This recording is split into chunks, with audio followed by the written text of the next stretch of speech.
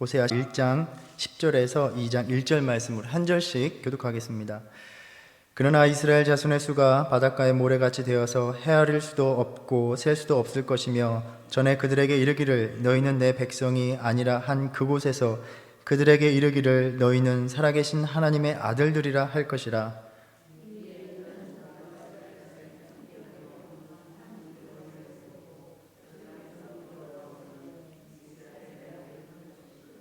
함께 읽겠습니다.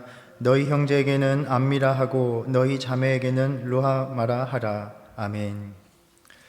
우리가 호세아서를 살펴보고 있는데 지난주에 우리는 하나님께서 호세아의 삶을 통해서 끔찍한 심판의 선고를 하시는 것을 나누었습니다. 하나님은 그 종들로 하여금 상징 행위들을 하게 하셔서 하나님의 말씀을 전하라고 하셨습니다. 어떠한 상징적인 행위들은 가볍게 감당할 수 있는 것들이었습니다. 그렇지만 때로 선지자들은 자신의 일생을 희생하며 하나님의 말씀을 전해야 하기도 했습니다. 1장부터 3장까지 나오는 호세아의 결혼에 대한 이야기도 이러한 예언자들의 상징적인 행위의 그 세계 속에 속한 일이었습니다. 호세아는 자신의 결혼 생활을 통해서 하나님을 떠난 이스라엘 백성들에게 우선 하나님의 심판의 말씀과 더불어서 그들을 버리지 않는 또 하나님의 사랑을 전해야 했습니다. 음란한 여인 고멜이 이스라엘의 죄된 모습을 상징하듯이 이 고멜을 통해 낳은 아이들의 이름은 이스라엘에게 전하는 하나님의 메시지, 짧은 설교가 되었습니다. 처음 난 아들의 이름 다 기억하시죠? 이스라엘이었습니다. 이스라엘의 역사 속에서 이스라엘에서 일어났던 많은 폭력과 살상, 그것들이 일어난 것처럼 이스라엘 나라에도 그러한 사건들이 일어나고 이스라엘 나라를 하나님께서 패하실 것이다 라는 그러한 선포의 뜻으로 주신 이름이었습니다. 또 두 번째로 태어난 딸의 이름은 로루하마였습니다. 하나님이 더 이상 이스라엘을 긍휼히 여기지 않으실 것이기에 용서하지 않으실 것이다 라는 말씀입니다. 또 세 번째로 태어난 아들의 이름이 로암미였습니다. 너희는 내 백성이 아니요 나는 너희 하나님이 되지 않을 것이다 라는 아주 충격적인 말씀을 주셨습니다. 이 출애굽을 통해 주셨던 하나님의 언약의 말씀, 그 언약의 관계를 끝내겠다라는 아주 충격적인 말씀입니다. 우리가 호세아서를 묵상하게 될 텐데 이제 호세아서의 말씀을 그 메시지를 잘 이해하려면 시내산의 언약에 대해서 이해해야 합니다. 하나님께서 일련의 율법들을 주시면서 축복과 저주의 말씀을 주셨는데 이 호세아를 통해서 주시는 선언하시는 이 말씀들이 바로 모세의 율법에 담겨 있는 축복과 저주의 유형의 그 토대를 따르고 있기 때문입니다. 호세아는 결혼 생활을 통해서 자신의 백성에게 실망하고 상처받았던 하나님의 마음을 고스란히 느껴야 했고 이것을 자신의 삶으로 선포해야 했습니다. 한편으로 인간적으로 보면 어떻게 한 사람의 결혼 생활을 임의로 명하셔서 이렇게 그의 삶을 살게 하실 수 있는가라는 참 그 충격적으로 다가오면서도 그렇게라도 하나님의 말씀을 들어야 했던 이스라엘 백성들의 어떤 죄악된 삶을 돌아보게 하시는 것입니다. 이스라엘 백성들이 그 말씀을 듣기를 바라는 절박한 하나님의 마음이었다는 것입니다. 오늘도 주님께서는 도무지 듣지 않는 그 주의 자녀들에게 하나님의 말씀이 어떻게든 그들의 일상생활에서 보여지는 모든 일들을 통해서 전해지기를 간절히 원하고 계시다는 것입니다.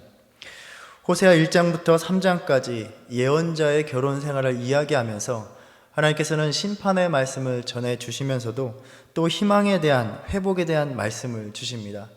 그래서 읽어보면 심판에 대한 말씀, 회복에 대한 말씀이 번갈아 나타나는 것을 볼 수 있습니다.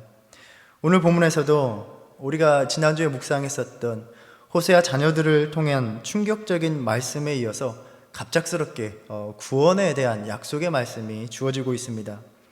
이 말씀들을 보면 그 앞에서 주셨던 심판의 말씀들을 완전히 뒤집는 말씀입니다. 그래서 놀라운 반전이 이루어집니다. 오늘 본문이 그러나라는 접속사로 시작되고 있습니다. 우리가 10절 말씀 다시 한번 보겠습니다. 함께 읽어보겠습니다. 그러나 이스라엘 자손의 수가 바닷가의 모래같이 되어서 헤아릴 수도 없고 셀 수도 없을 것이며 전에 그들에게 이르기를 너희는 내 백성이 아니라 한 그곳에서 그들에게 이르기를 너희는 살아계신 하나님의 아들들이라 할 것이라.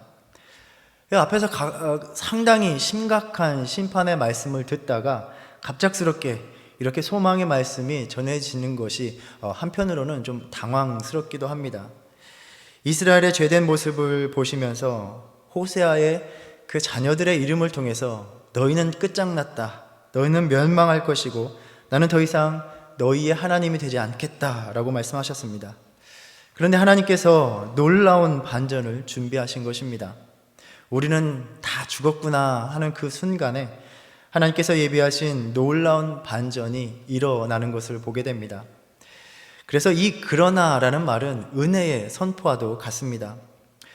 우리가 아브라함이 이삭을 바치는 이야기를 잘 알고 있습니다. 아브라함이 손을 내밀어 칼을 잡고 그 아들을 잡으려 하니 그때에 그렇게 이삭이 죽은 것이나 다름없는 그 순간에 하늘로부터 사자가 그를 부르셨습니다.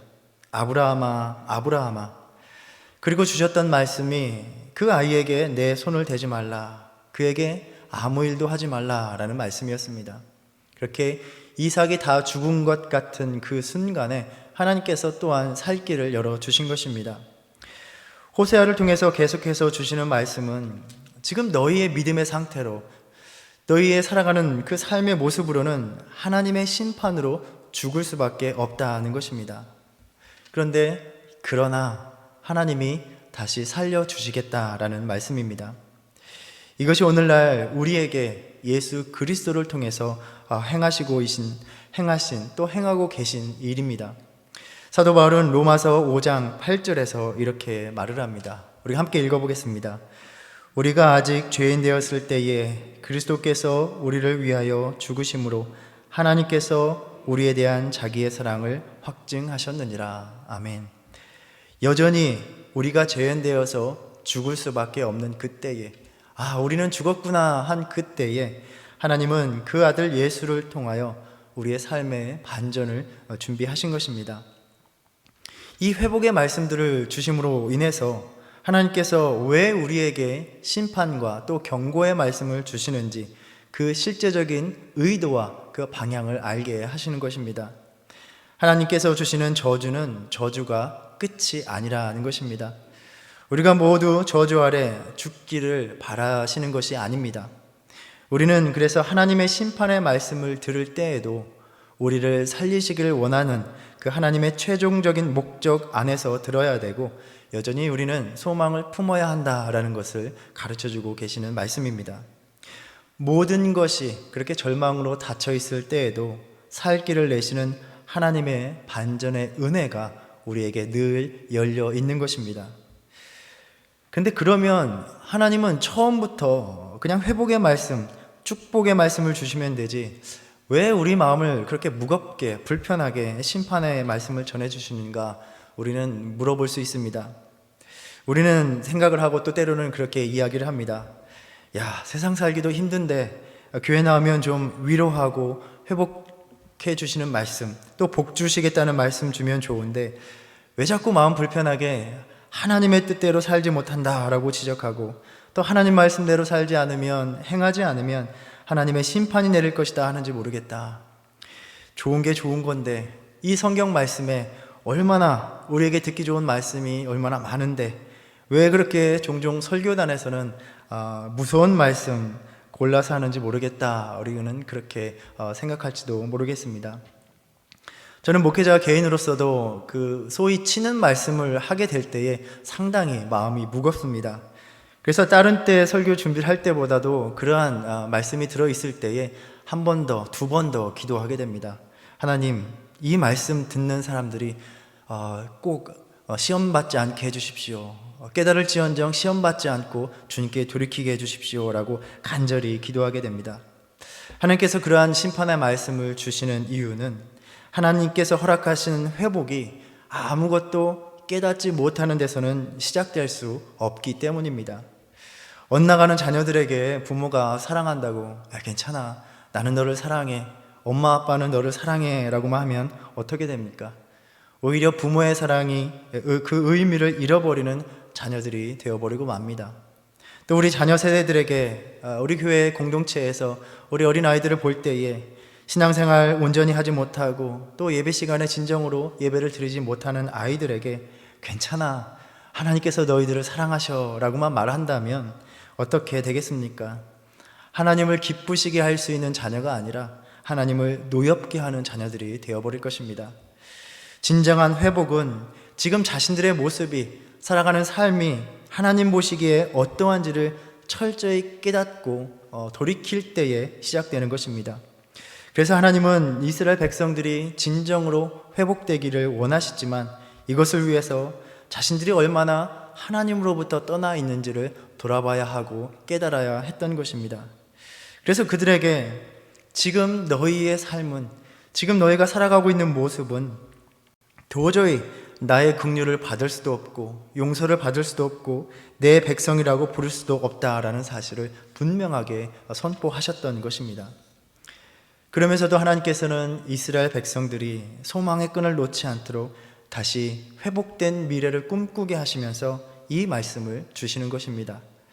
그리고 계속해서 이 회복으로 나아가기 위해서 무엇을 어떻게 해야 될지를 애타게 우리에게 말씀하실 것입니다.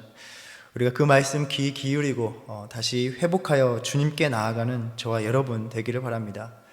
하나님의 구원의 가능성은 우리 인간의 모든 이해를 넘어섭니다. 하나님은 오늘도 우리의 삶의 살 길을, 구원의 길을 열어놓고 준비하고 계신 분입니다. 이스라엘 자손의 수가 바닷가의 모래같이 되어서 헤아릴 수도 없고 셀 수도 없을 것이며 라고 말씀하십니다. 이 말씀 우리에게 너무나 익숙한 말씀입니다. 새롭게 주신 약속이 아니라 그 옛날 조상들에게 주셨던 약속입니다. 창세기 22장에 보면 하나님께서는 이삭을 바치고자 했던 아브라함에게 말씀하셨습니다. 여호와께서 이르시기를 내가 나를 가리켜 맹세하노니 내가 이같이 행하여 내 아들 내 독자도 아끼지 아니하였은즉 내가 내게 큰 복을 주고 내 씨가 크게 번성하여 하늘의 별과 같고 바닷가의 모래와 같게 하리니 내 씨가 그 대적의 성문을 차지하리라. 이 약속의 말씀을 오랜 전에 주셨습니다. 또 야곱은 창세기 32장에서 형 에서와의 만남을 앞두고 그 옛날 베델에서 주셨던 그 약속을 기억하며 하나님께 기도합니다. 주께서 말씀하시기를 내가 반드시 내게 은혜를 베풀어 내 씨로 바다에 셀 수 없는 모래와 같이 많게 하리라 하셨나이다. 이렇게 몇백 년 후에 주시는 하나님의 말씀이 먼 조상들에게 주셨던 약속으로 소급되고 있는 것을 우리는 볼 수 있습니다. 앞에서 주셨던 심판의 말씀은 무엇이었습니까? 호세아의 첫 아들의 이름을 이스라엘이라 하시면서 이스라엘 족속의 나라를 폐할 것이다 라는 말씀이었습니다. 역사적으로 보면 주전 722년에 북이스라엘은 아수르에 의해서 멸망당하고 많은 사람들이 죽임을 당하게 됩니다. 이제 이스라엘 백성들은 그 일을 겪게 될 것입니다. 조상들에게 주셨던 그 약속이 폐기되는 듯한 또 쓰라린 그 심판을 맛보게 될 것입니다. 그런데 하나님의 약속은 취소되고 버려진 것 같은 그러한 현실 속에서도 여전히 살아있을 것이다 라고 선포해 주시는 것입니다. 하나님은 그 약속을 잊지 않으셨고 버리지 않으셨고 또 이 약속이 여전히 유효하기에 지금도 일하고 계시다는 것입니다. 우리가 아침마다 이스라엘 족장들의 삶을 묵상하고 있습니다. 그들에게 주셨던 하나님의 약속을 어떻게 신실하게 성취해 가셨는가를 우리가 살펴보았습니다. 하나님은 인간들의 그 어떤 악행과 또 저항에도 반드시 그 약속을 이루어 가셨습니다. 그런데 우리가 그 과정 속에서 보는 것은 무엇입니까? 무엇이 그 놀라운 구원과 회복을 지체시키고 더디게 만들었던 것입니까? 믿음 없었던 삶, 하나님을 멀리했던 이스라엘 백성들의 삶이었습니다.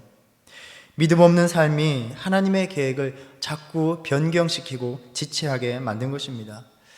아브라함이 하나님의 약속을 믿지 못하고 이스마엘을 낳아서 약속의 아들을 낳는 일에 지체되고 또 걸림돌이 되게 하였습니다. 야곱은 형 에서를 속여서 장자권을 가져오고 아버지를 속여서 축복을 가로채었습니다. 이것은 하나님께서 계획하셨던 일들이 아닙니다. 믿음 없는 야곱이 행했던 옳지 못한 행위들이었습니다. 또 요셉의 형제들은 자신의 동생을 죽이려 하고 팔아 넘겨버립니다. 이것은 하나님께서 요셉을 애굽으로 보내기 위해 행하셨던 일이 아닙니다. 이러한 불신실하고 악한 행실들이 하나님의 약속을 지체하게 만들었고, 하나님께서는 그러한 것들에 대해서 분명하게 값을 치르게 하셨습니다. 그러나 아브라함과 이삭, 야곱의 믿음의 그 실패 속에서도 하나님은 하나님의 약속하신 그 복을 신실하게 이루어내신 것을 우리가 볼 수 있습니다. 하나님께서는 오래전 우리 각자에게 주셨던 그 구원과 회복의 약속을 여전히 기억하고 계시고, 오늘도 여전히 이를 이루기 위해서 일하고 계시다라고 말씀하고 계십니다. 이스라엘에게 주셨던 그 약속이 그 자손들을 통하여 성취되어 나갔듯이 우리들의 인생뿐만이 아니라 우리 자녀들의, 믿음의 자녀들의 세대를 통해서 여전히 이루어 나가신다는 것입니다. 호세아서를 전체적으로 읽어보면 예언자를 통해서 주셨던 말씀이 복이기보다는 주로 심판에 대한 말씀입니다.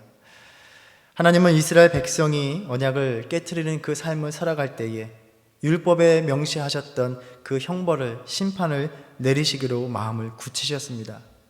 그래서 이스라엘 백성들이 이 말씀을 들을 때에는 짧은 안목으로만 본다면 지금 당장에 하시는 모든 말씀들이 하나님께서 자신들에게 가지고 계신 모든 계획이 부정적이고 심판과 멸망으로만 보인다라는 것입니다.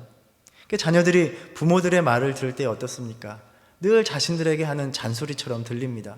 그런데 긴 안목으로 보면 자신이 택한 그 백성을 향한 하나님의 축복은 여전히 유효하다는 사실입니다. 하나님이 그 축복을 이루기 위해서 끝까지 일하고 계심을 보여주시는 것입니다. 하나님은 긴 호흡 속에서 그 약속들을 성취하기 위해서 일하셨습니다. 온전히 하나님께로 돌아설 때에 하나님의 구원은 우리의 삶을 반전시키는 역사 속에서 회복된다라고 말씀하십니다. 이것은 호세아의 자녀들에게 주어졌던 그 저주의 이름이 구원으로 변형되는 것에서 우리는 그 의미를 찾아볼 수 있습니다. 전에 그들에게 이르기를 너희는 내 백성이 아니라 한 그곳에서 그들에게 이르기를 너희는 살아계신 하나님의 아들들이라 할 것이라. 하나님의 아들들이라는 말은 하나님과의 아주 특별한 관계를 나타냅니다. 살아계신 하나님의 아들들이라는 표현은 호세아에서만 나타나는 표현입니다. 그래서 성경 신약을 보면 사도 바울은 로마서 9장 25절 이하 말씀에서 이것을 하나님이 자기 백성으로 삼으시는 이방 민족들에게 적용하고 있는 것을 보게 됩니다. 우리 25절, 26절 한번 읽어보겠습니다. 호세아의 그래도 이르기를 내가 내 백성 아닌 자를 내 백성이라 사랑하지 아니한 자를 사랑한 자라 부르리라. 너희는 내 백성이 아니라 한 그곳에서 그들이 살아계신 하나님의 아들이라 일컬음을 받으리라 함과 같으니라.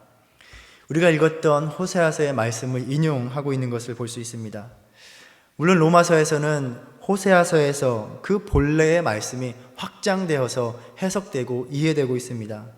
그러니까 호세아서에서는 죄악된 모습으로 하나님의 백성으로 불릴 수 없었던 이스라엘 백성들, 그 민족이 회복되는 것을 말씀하시지만 이 로마서에서는 하나님의 더 큰 구원의 역사 속에서 하나님의 백성이라 불리지 못했던 그러한 이방인들이 하나님의 백성 안으로 들어온다라는 그러한 의미로 확장되고 있는 것입니다. 우리는 그 구원의 시대에 살고 있음으로 인해서 호세아를 통해 주셨던 말씀이 오늘 우리 그리스도인들에게 어떻게 적용되었는지를 똑똑히 경험하면서 살아가고 있는 것입니다. 또 하나님께서는 축복의 말씀으로 11절에서 이렇게 말씀하셨습니다. 함께 보겠습니다. 이에 유다 자손과 이스라엘 자손이 함께 모여 한 우두머리를 세우고 그 땅에서부터 올라오르니 이스라엘의 날이 클 것이미로다. 그러니까 유다와 이스라엘 백성들이 연합되고 한 지도자를 세우는 날이 오게 될 것이다 라고 그 회복된 미래를 보여주시는 것입니다. 이것은 우리는 그리스도의 오심을 통해서 이해할 수 있습니다. 이스라엘의 통일된 미래, 그 회복 속에서 그리스도를 통한 영적인 이스라엘, 하나된 이스라엘이 세워져 가는 것을 보여주시는 것입니다. 같은 8세기의 예언자들, 동시대의 예언자였던 이사야 선지자를 통해 주신 말씀에도 이러한 민족적인 통일과 회복에 대한 비전이 담겨 있는 것을 우리가 볼 수 있습니다. 다시 한번 확인하고 넘어가면 이사야, 미가, 호세아, 아모스가 동시대에 주전 8세기에 활동했던 예언자들이었습니다. 그 중에서도 호세아, 아모스가 북왕국 이스라엘에서 활동했던 예언자들입니다. 이사야 11장에 보면 메시아에 대한 예언과 메시아가 다스리는 평화로운 왕국에 대한 그 비전을 보여주고 계십니다. 우리가 잘 아는 말씀이죠. 이리가 어린 양과 함께 살고 어린 사자와 살찐 짐승이 함께 있어 어린아이에게 끌림을 받을 것이다. 그날에 이새의 뿌리에서 한 싹이 날 것이다 라는 말씀을 볼 수 있습니다. 우리가 13절 말씀을 보면 이렇게 말씀하고 있습니다. 우리 함께 읽어보겠습니다. 에브라임의 질투는 없어지고 유다를 괴롭게 하던 자들은 끊어지며 에브라임은 유다를 질투하지 아니하며 유다는 에브라임을 괴롭게 하지 아니할 것이요 라고 말씀합니다. 그렇게 남유다와 북이스라엘이 오랜 경쟁 관계를 끝내고 하나가 되어서 주변 경쟁국들을 정복할 것을 기대하고 있는 말씀입니다. 그리고 좀 더 후에 주시는 에스겔을 통해서 주시는 말씀에서도 이러한 회복의 비전이 담겨 있는 것을 우리가 보게 됩니다. 마른 뼈 환상에 대해서 언급하고 있는 37장에 보면 한 목자 아래서 통일되는 이스라엘 모습을 말씀하고 계십니다. 하나님께서 이스라엘 예언자에게 한 막대를 가져다가 하나는 유다와 그 짝 이스라엘 자손이라 쓰고 또 다른 막대기 하나를 가져다가 그 위에 에브라임의 막대기 곧 요셉과 그 짝 이스라엘 온 족속이라 쓰라 이렇게 명하십니다. 그리고 그 두 막대기를 하나로 합하여 하나가 되게 하라 라고 말씀하십니다. 우리가 나누었던 또 하나의 예언자의 상징적인 행위라 볼 수 있습니다. 그리고 무리들이 보는 앞에서 선포하기를 이스라엘 자손이 잡혀간 나라에서 고국 땅에서 돌아오게 할 것이다 말씀하시면서 22절에 화면에 보시는 바와 같이 그 땅 이스라엘 모든 산에서 그들이 한 나라를 이루어서 한 임금이 모두 다스리게 하리니 그들이 다시는 두 민족이 되지 아니하며 두 나라로 나누이지 아니할지라 라고 말씀하십니다. 그 예언자들, 그 예언서의 말씀들을 쭉 살펴보면 이렇게 하나님께서 주셨던 말씀들이 어떻게 연관되고 있는지 전해지고 있는지 우리가 살펴보게 됩니다. 또 오늘 본문 말씀에서 그 땅에서 올라오리니 라는 말씀은 한편으로는 포로된 생활 속에서 포로로 잡혀간 땅에서 돌아오는 것, 또 한편으로는 죽음에서 부활하는 것을 의미한다라고 볼 수 있습니다. 실제적으로 보나 또 그 비유적으로 보나 그들의 삶 속에서 의미 있는 말씀이었습니다. 하나님께서 내리실 심판으로 이제 이스라엘은 왕도 잃을 것이고 나라는 멸망할 것입니다. 더 이상 하나님의 백성이 아니기에 긍휼하심을 얻지 못하고 또 심판 속에서 버려질 것입니다. 개인적으로 보나 또 나라로 볼 때에 이들은 죽은 상태와도 같게 될 것입니다. 하나님을 의지할 수 없는 삶은 죽음의 상태와도 같은 것입니다. 우리가 아담과 하와의 이야기를 살펴보면 하나님의 보호하심, 그 아래 살아가지 못하는 삶은, 내어 쫓기는 삶은 바로 죽는 것과 같다라는 것을 우리는 보게 됩니다. 이렇게 멸망당한 이들이 다시 한번 바닷가의 모래같이 되게 하시는 것, 살아계신 하나님의 아들들이 되게 하는 것, 다시 돌아오게 하는 것은 엄청난 반전이 요구되는 일입니다. 지금 하나님께서는 그저 그냥 너희가 회복될 거야 라고 쉽게 하시는 말씀이 아닙니다. 하나님의 큰 결심이 필요하고 인간의 능력, 인간의 이해로는 도저히 미치지 못하는 큰 구원의 사건을 일으키시는 것과 같은 것입니다. 하나님께서 놀라운 큰 능력을 행하시는 것을 의미합니다. 우리는 그것을 부활이라고 표현할 수 있습니다. 앞서 언급했던 에스겔서 37장에 보면 이스라엘 백성의 이 회복이 부활의 언어로 표현되고 있는 것을 우리가 볼 수 있습니다. 12절부터 14절까지 우리가 한번 보겠습니다.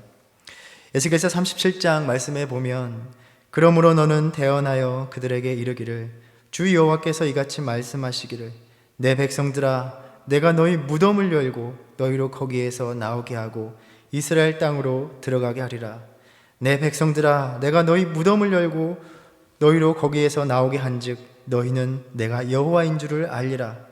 또 내가 또 내 영을 너희 속에 두어 너희가 살아나게 하고 내가 또 너희를 너희 고국 땅에 두리니 나 여호와가 이 일을 말하고 이룬 줄을 너희가 알리라. 여호와의 말씀이니라. 아멘. 하나님께서 그 백성들을 회복시키시는 일은 죽은 자를 다시 살리시는 것과 같은 역사라는 것입니다. 하나님의 심판을 받은 이스라엘 족속은 다 죽은 마른 뼈와 같았습니다. 그래서 그들은 자신들에게 스스로 이르기를 우리의 뼈들이 말랐고 우리의 소망이 없어졌으니 우리는 다 멸절되었다라고 말하며 푸념하는 그러한 삶이었습니다. 다시 사는 것이 자신들의 힘으로는 도저히 불가능하고 오직 하나님의 창조의 능력으로만 가능한 삶이었다는 것입니다. 또 이스라엘의 날이 클 것이미로다 라고 말씀하셨습니다. 우리가 지난 시간에 나눈 바와 같이 이스라엘이라는 말은 하나님께서 심으신다라는 긍정적인 의미가 있었습니다. 그런데 이스라엘은 사마리아 산지와 갈릴리 사이에 있는 아름다운 성읍과 골짜기를 가리키는 말이었습니다. 그런데 하나님 앞에서 제약된 행위들, 지난날의 피비린내 나는 역사로 말미암아 이스라엘이 심판의 이름이 된 것입니다. 그러나 하나님께서 심으시는 역사로 말미암아 다시 한번 땅의 비옥함과 민족의 번성을 이룰 것임을 하나님께서 약속해 주시는 것입니다. 그 이름 그대로 너희가 하나님께서 다시 심으시는 날을 보게 될 것이다 라는 선포입니다.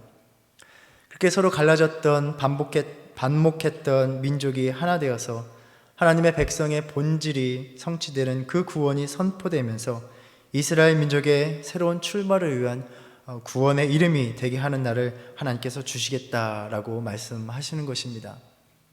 지금 당장의 모습만을 두고 본다면 지금 이스라엘 백성은 하나님의 심판으로 멸망받아 마땅한 백성들의 삶이었습니다. 이들은 반드시 멸망당할 것입니다.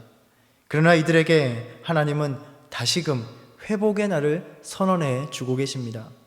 하나님께서 그들을 포기하지 않으시겠다라는 선언입니다. 마지막 2장 1절 말씀을 함께 봅니다.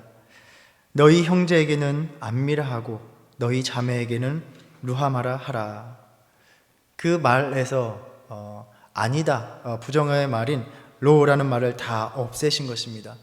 너희는 내 백성이라, 너희는 긍휼히 여김을 받는 자라 불릴 것이다. 이렇게 회복의 말씀을 전해주시는 것입니다. 하나님께서 우리를 회복해 주실 때에 앞에서 아니다라는 모든 것을 다 깨끗이 제하여 주신다는 말씀입니다. 오늘 우리에게 이렇게 너희를 회복시키는 것이 나의 궁극적인 계획이다, 나의 목적이다 이렇게 선언해 주고 계시는 것입니다. 그런데 그 회복을 위하여 하나님 앞에서 살아가는 자신들의 모습을 철저하게 적나라하게 들여다봐야 한다라고 말씀하시는 것입니다. 저는 이 호세아서의 말씀을 묵상하면서 오늘날 많은 신앙인들이 또 언제나 그랬지만 또 우리가 살아가는 믿음의 모습이 호세아서에서 신학적으로 사용하는 주요 용어 표현대로 음란하다라는 말이 딱 어울린다라고 생각합니다. 음란은 다른 것에 미혹되어 신실한 관계를 저버리는 삶입니다. 하나님을 섬긴다 하면서 우리는 어찌 그리도 믿음의 음란한 모습으로 살아가는지 모른다는 것입니다. 하나님을 버리지도 않으면서 세상의 것들을 또 세상의 삶을 너무나도 좋아하는 모습, 그 삶입니다. 하나님을 예배하는 형식적인 삶의 모습은 있지만 온통 관심은 다른 데 가 있다는 것입니다. 우리 공동체 안에서도 모든 공동체가 마찬가지일 것입니다. 서로에게서 너무나 신앙적으로 음란한 모습을 보고 있고 이로 인해서 너무 안타까운 마음이 드는 것이 우리 믿음의 현실이 아닐까 생각합니다. 더 이상 하나님의 뜻에 별로 관심이 없습니다. 하나님의 교회를 열심으로 섬기려 하지 않습니다. 온전히 자신과 자신의 삶을 희생하고 바치려는 삶을 살아가려 하지 않고 있는 것입니다. 그러한 백성들의 모습을 보면서 자신의 모든 것을 다 쏟아 부어 주셨던 주님, 자신의 아들의 생명까지 주셨던 하나님이 울분을 쏟으시면서 하시는 말씀이 무엇이었습니까? 너희는 이스라엘이다. 너희는 로로하마, 너희는 로합니다 라고 하시는 말씀이었습니다. 그럼에도 그렇게 오직 심판만 남아있던 그 자녀들에게 그럼에도 너희들의 운명은 달라질 것이다. 너희가 서로에게 암미라하고 루하마라 부르도록 하겠다라고 말씀하십니다. 이를 위하여 오늘 또 우리에게 예수 그리스도를 보내주고 계십니다. 우리의 믿음이 마른 뼈와 같이 죽어있는 상태라면 다시 우리를 소생시키기 원하시는 이 애끓는 들끓는 하나님의 마음 깨닫는 저와 여러분 되기를 바랍니다. 우리의 힘으로는 도저히 살아날 수 없습니다. 오직 하나님의 능력을 의지함으로 새롭게 하시는 창조로 말미암아 우리가 다시 믿음으로 일어설 수 있다는 것입니다. 우리가 이 말씀 묵상하면서 다시 한번 하나님을 찾는 또 하나님을 아는 저와 여러분 되기를 바랍니다. 다시 하나님의 백성이 되는 우리 공동체가 되기를 바랍니다. 그러기 위해서는 불신실한 우리의 모습을 철저히 들여다보아야 합니다. 앞으로 호세아서를 통해서 주시는 말씀을 통하여 하나님을 잊고 있는 우리의 모습을 발견하면서 다시 한번 주님께 나아가는 저와 여러분 되기를 간절히 바랍니다. 기도하겠습니다. 하나님, 하나님께 마음 두지 않는 우리의 음란한 삶의 모습을 보시면서 우리의 하나님과의 관계가 음란한 여인으로 살아가는 모습임을 호세아의 삶을 통해 말씀하셨습니다. 우리가 지난날 또 팬데믹의 시절을 보내면서 신실한 믿음의 모습을 잃어버린 우리 자신의 모습, 우리 공동체의 모습을 돌아봅니다. 믿음을 잃어버린 삶으로는 너희는 내 백성이 되지 못한다 라고 말씀하셨습니다. 그러나 오늘 또 애타게 우리를 다시 살리시고 회복시키기 원하시는 주님의 마음 알게 하셨습니다. 주님의 말씀 깨닫고 다시 신실한 주의 백성의 삶을 회복하는 우리의 믿음 되게 하여 주시옵소서. 예수님의 이름으로 기도드립니다. 아멘. 하늘에 계신 우리 아버지여, 이름이 거룩히 여김을 받으시오며 나라에 임하옵시며 뜻이 하늘에서 이룬 것 같이 땅에서도 이루어지이다. 오늘날 우리에게 일용할 양식을 주옵시고 우리가 우리에게 죄 지은 자를 사하여 준 것 같이 우리의 죄를 사하여 주옵시고 우리를 시험에 들게 하지 마옵시고 다만 악에서 구하옵소서. 나라와 권세와 영광이 아버지께 영원히 있사옵나이다. 아멘.